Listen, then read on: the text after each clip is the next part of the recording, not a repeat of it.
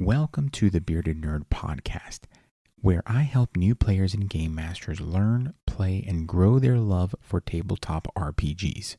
Most encounters in tabletop games are built around one question. Did the party win? Did they defeat the enemies? Did they succeed on the checks? Did they solve the problem the right way? But some of the most memorable moments at the table don't have a clear victory condition at all. They're messy, they're uncomfortable, they leave players debating their choices long after the dice stop rolling.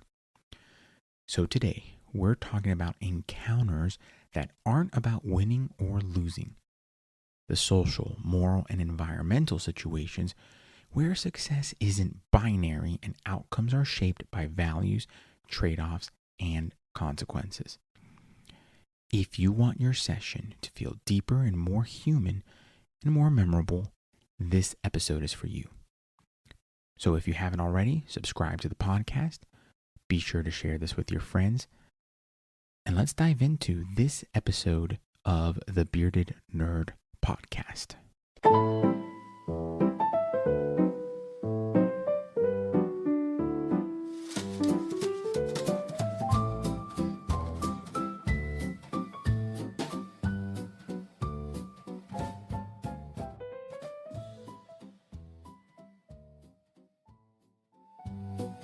So before we can even talk about abstract encounters, let's talk about why binary encounters sometimes fall flat over time.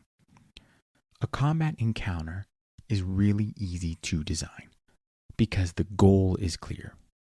Defeat the enemy, survive, and or move on, right? But every problem that has a win state, so to speak, allows and opens for the ability for players to start optimizing instead of engaging. They may start to ask, okay, what's the fastest way to beat this? What's the correct answer? How do we get the reward, right? It starts to flip the switch from how can we engage in the story to how can we treat this like a video game. On the flip of it, a non-binary or abstract encounter, if you will, flips the question. Instead of asking, how do we win? Players start to ask, what's the cost of winning? Who gets hurt? What's the collateral? And what kind of party members, what kind of characters are we? And that's where roleplay deepens. So let's redefine what an encounter is. An encounter isn't just a fight. It's any situation that demands a meaningful choice. These type of encounters typically have 3 traits. No single correct outcome, number 1. Number 2, consequences that matter later on in the story. And number 3, success is defined by values, not numbers. If the players walk away from the session unsure whether they did the quote right thing, end quote, you did it right. You successfully made an abstract encounter. Now, like I said earlier, an encounter isn't just combat related. There are social encounters that can have a no-win button, so to speak. A traditional social encounter often boils down to roll persuasion, you succeed or fail, right? These abstract social encounters don't hinge on a roll. Instead, they involve conflicting motivations, partial truths laid out, relationships between the NPC and the player that evolve over time. For example, let's say that your party is in league with a town leader who offered you all protection at one point, and in exchange, you gave them loyalty. But as time has progressed, this person has become strict and authoritarian. Right? There's not really a check for this. You as a player would have to decide, do we talk to the town leader who was our friend? Do we reason with them? Is this short-term safety or a long-term risk? What's going on here? And even if the negotiation is successful, it may leave consequences. Once you have this framework down, you can apply this to moral encounters that will force reflection. Moral encounters are powerful because they ask players to define who their character is, right? A good moral encounter would be, I don't know, like an obvious good versus evil framing. That would be great. An encounter that would affect the party, maybe someone or something that the party cares about.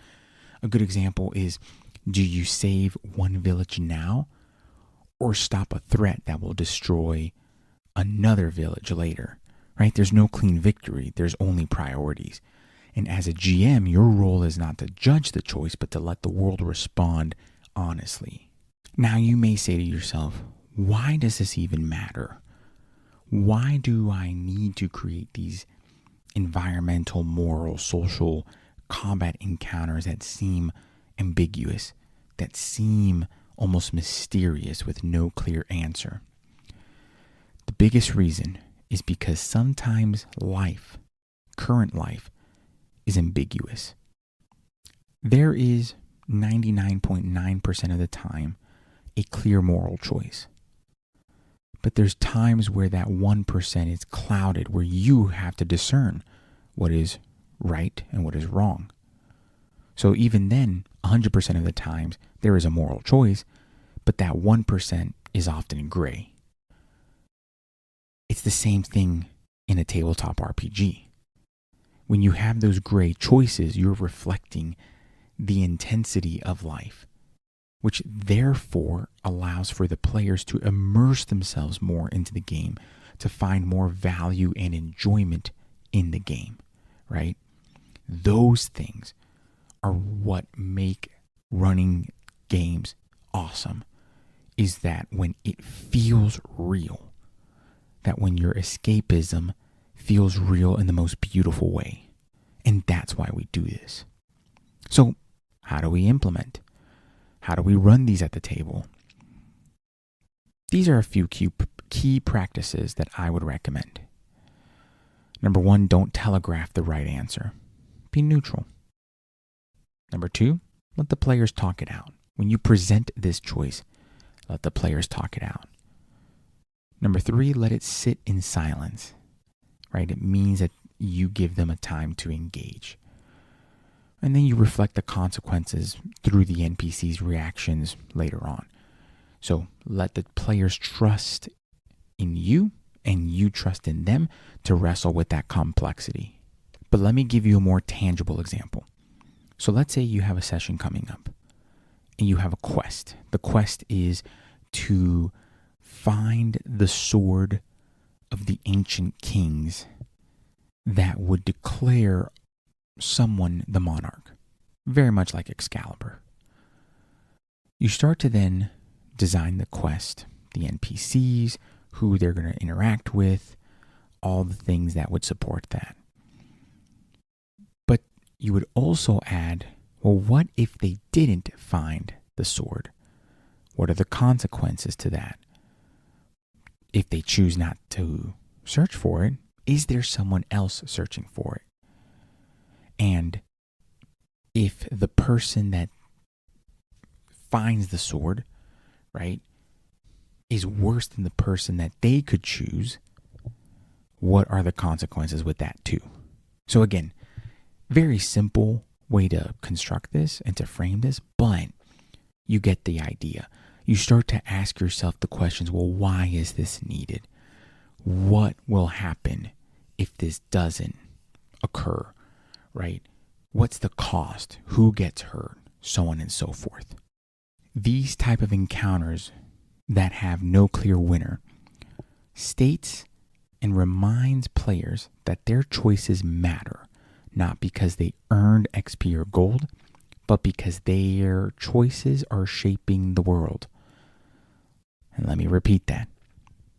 Their choices matter because they are shaping the world.